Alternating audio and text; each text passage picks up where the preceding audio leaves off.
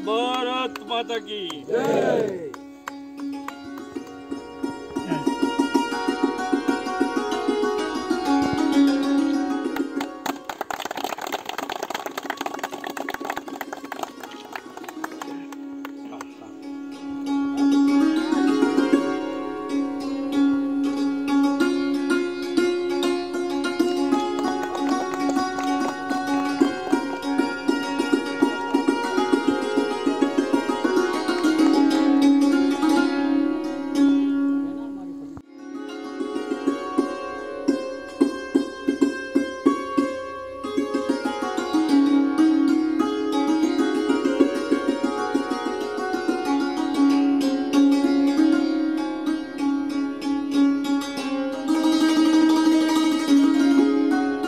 भारत माता की जय।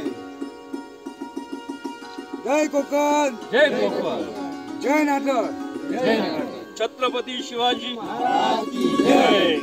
कणकवली तालुक्यातील नाटळ गावामध्ये लोकसहभागातून सावरकोंड हा बंधारा बांधण्यात आलाय। या बंधाऱ्याचं आज या ठिकाणी लोकार्पण होत आहे आणि आपल्या सोबतीनं आहेत संजय यादवराव स्वतः। यादवराव सर, खरं तर आपण ही एक चळवळ कोकणामध्ये सुरू केलेली आहे। या चळवळीचं फळ हे खऱ्या अर्थाने या बंधाऱ्याच्या निमित्तानं पाहायला भेटतंय। काय भावना आहेत, कारण की आपल्या हस्ते या बंधाऱ्याचं लोकार्पण होतं। कसं आहे की कोकणामध्ये एक नकारात्मक भावना वर्षानुवर्ष आपल्यामध्ये तयार झाली की इथे काही पिकत नाही, इथे पश्चिम महाराष्ट्रात ऊस आहे, साखर कारखाने आहेत, दूध आहे, पण कोकणात काय होणार नाही, आमची जमीन चांगली नाही, आमचं पाणी नाही आमच्याकडे, ही जी मानसिकता आहे ही बदलणं आवश्यक आहे। पाणी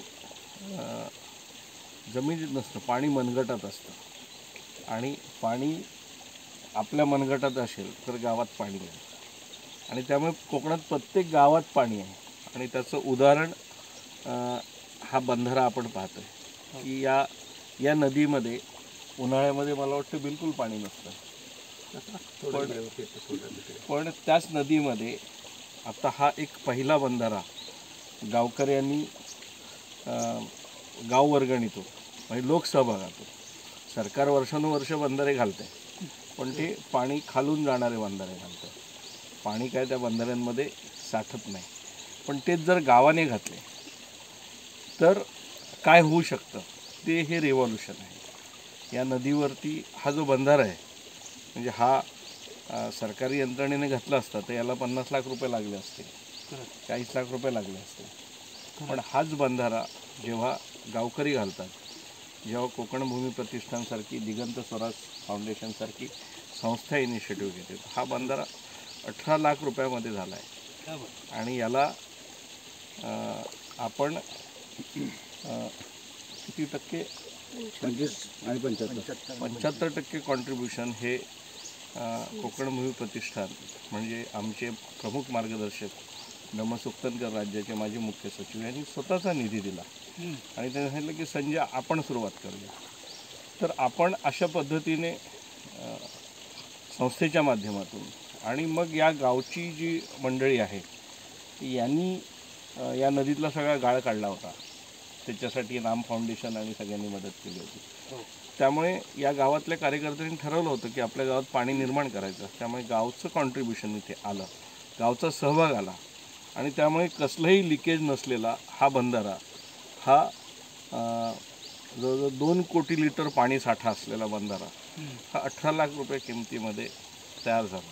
आमचं स्वप्न आहे, या गावकऱ्यांचं पण आमचं पण, की याच नदीवरती अजून असे जर 5-6 बंधारे झाले तर हे पहिल्यांदा हे गाव जलसमृद्ध होईल, बरोबर आहे। आणि जेव्हा गाव जलसमृद्ध होईल त्यानंतर ते आर्थिक समृद्धसुद्धा होईल, कारण हे पाणी केवळ पोहण्यासाठी नाही आहे, याच पाण्यातून या आजूबाजूच्या शेतकऱ्यांना शेती करता येईल आणि आपल्या कोकणाचा जो सरफेस आहे तो असा उताराचा असतो, त्यामुळे इथे जर आपण खाली पाईप टाकला तर खालच्या 50-100 एकर जमिनीला इरिगेशन होईल, असा पुढे बांधला, असा पुढे बांधला, असा पुढे बांधला तर 18 लाख रुपये एका बंधाऱ्याला खर्च येतोय, म्हणजे साधारण 1 कोटी रुपयात, म्हणजे 500 कोटीची कोकणात धरणं घालण्यापेक्षा एका कोटीमध्ये एक गाव जलसमृद्ध निश्चित होऊ शकतं. आणि हे रिव्हॉल्युशन रत्नागिरीमध्ये सिंधुदुर्गामध्ये का करता येणार नाही? कुठेतरी त्या गावकऱ्यांनी तिथल्या कार्यकर्त्यांनी या सगळ्याचा विचार करणं आवश्यक आहे. निश्चित. खरं तर यादवराव सर, मगाशी मी सुरुवातीला बोलल्याप्रमाणे आपण जी काही ही चळवळ म्हणून सुरू केलेली आहे, ही चळवळ कोकणातल्या प्रत्येक गावामध्ये झाली पाहिजे, हे देखील तितकंच सत्य आहे. सावंत सर आहेत माझ्याबरोबर. सावंत सर, आपण ग्रामस्थ आहात, ह्या एकूणच बंधाऱ्याचा गाववासियांना नेमका काय फायदा आहे आणि आपण कशा पद्धतीनं पुढाकार घेऊन सर्वांनी हा बंधारा उभा केला, अगदी थोडक्यामध्ये सविस्तर वर्णन करा. 75% निधी जो आहे तो यादवराव साहेबांनी दिला. 25% निधी आम्ही सर्वांनी एकत्र मिळून जमा केला. अनेकांनी यांना मदत केली. अनेक गावकरी त्या ठिकाणी श्रम केले या लोकांनी. मुळातच माझ्या हेतूने आज आमची जी गावं जी स्थलांतरित झाली आहेत कोकणातली, तिन्ही जिल्ह्यातली, रायगड, रत्नागिरी, सिंधुदुर्ग, हा बंधारा कदाचित अजून 10 वर्ष वापरला जाणार नाही कदाचित, पण 10 वर्षानंतर कोरोनाच्या काळामध्ये जे स्थलांतरित काही आसरा घेण्यासाठी गावात आले होते, आज 5G येणार आहे, 4G आलेलं आहे, ही कामं करायला ही तरुण पिढी नक्कीच गावात येणार. त्यावेळेला माझ्या गावाची भूजल पातळी वाढलेली असेल, त्यावेळेला त्यांना उपयोग मिळणार.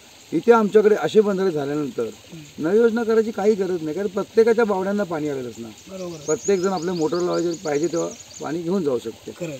आता सध्या मुलं स्विमिंग आणि मजा करणारी वापरतात, पण यादवराव साहेबांनी सांगितल्याप्रमाणे माझ्या डोक्यात आहे की ह्याला पाईप लावायचा आणि खाली आमच्या पुतण्याची नर्सरी आहे तिथपर्यंत, किमान तिथपर्यंत तरी आपण पाईप देऊ शकतो. आणि मध्ये जे पाणी वापर करणारे जे शेतकरी आहेत त्यांच्याकडून काही एक छोटासा निधी घेऊन, कारण याचं मेंटेनन्स पण आहे, निधी घेऊन त्या शेतकऱ्यांना पण देखील काय भाजीपाला वगैरे लागवडीसाठी आपण या पाण्याचा वापर करू शकतो.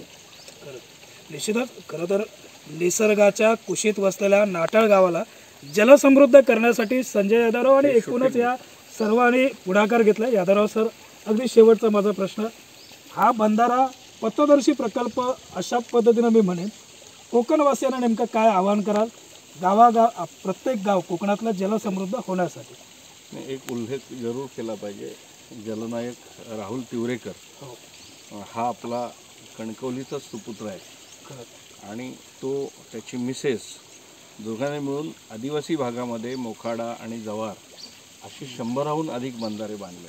आणि सुदैवाने राहुल आमच्या या सगळ्या टीममध्ये काम करतोय आणि त्यामुळे राहुलची सगळी आदिवासी मुलांची टीम, हा बंधारा आदिवासी मुलांनी इथे येऊन घातलेला आहे, म्हणजे हा कॉन्ट्रॅक्टरने घातलेला बंधारा नाही आहे. त्यामुळे ती जी राहुल जे काम करतोय, आता आम्ही पालघर जिल्ह्यात जे काम करतोय आता ते आम्ही रत्नागिरी आणि सिंधुदुर्गात करायला सुरुवात केली.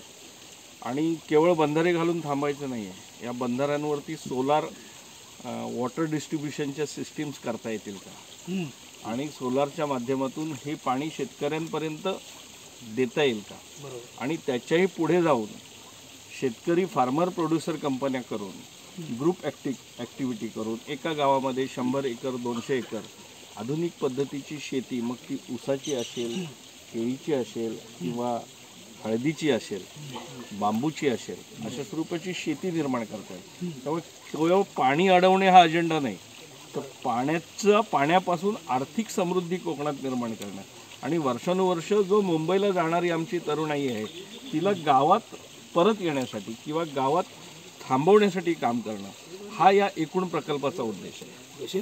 अवघ्या 18 लाखात तयार झालेला हा बंधारा निश्चितच संपूर्ण कोकणासाठी तितकाच मार्गदर्शक ठरणार आहे, एवढं निश्चित आहे. साईनाथ गावकर, कोकणशाही, नाटक. असे नवनवीन व्हिडिओ पाहण्यासाठी कोकणशाहीचं यूट्यूब चॅनल सबस्क्राईब करा व बेल बटन प्रेस करा. तसेच फेसबुक पेज लाईक करा आणि इंस्टाग्राम पेज व ट्विटर पेजला फॉलो करायला विसरू नका.